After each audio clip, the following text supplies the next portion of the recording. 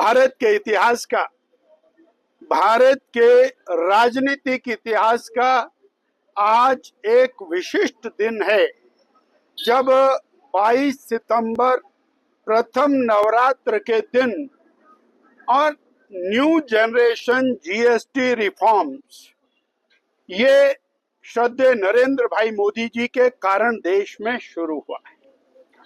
ये रिफॉर्म्स नहीं कह सकते इसको, एक बहुत बड़ी राहत देश की जनता के लिए है। ये जीएसटी का महा उत्सव है।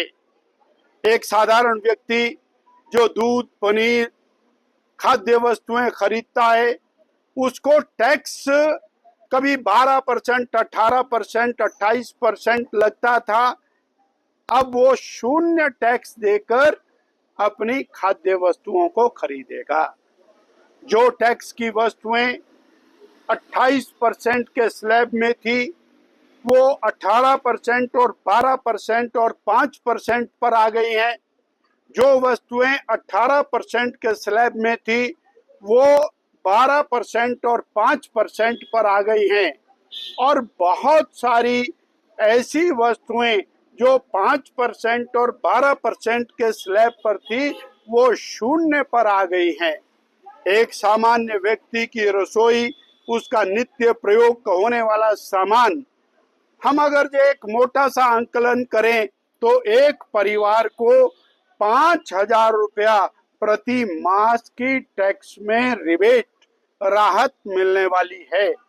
वो समय हमने देखा है जब एक एक व्यक्ति 5-5, 6-6 बार टैक्स देता।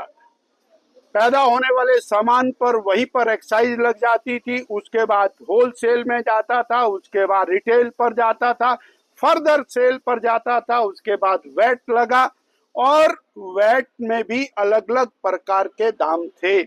आज जीएसटी का सरलीकरण सामान्य व्यक्ति के लिए एक बहुत बड़े राहत को लेकर के आया है, और ऐसी आशा है 2,05,000 करोड़ रुपए की और राहत देशवासियों को एक साल में मिलेगी। अर्थात हम ये कह सकते हैं 2 लाख करोड़ रुपया इन्वेस्ट करने की क्षमता देशवासियों की बढ़ेगी। अर्थात मार्केट उठेगी, और दुनिया कितने भी सैंक्शंस लगाए, भारत अपने आप आगे बढ़ेगा। ऐसी नरेंद्र भाई मोदी की योजना के साथ ये जीएसटी रिफॉर्म्स शुरू किया है, और माने मोदी जी ने आग्रह किया है कि हम स्वदेशी के विषय को लेकर आगे बढ़ें, वोकल फॉर लोकल के विषय को लेकर हम आगे बढ़ें।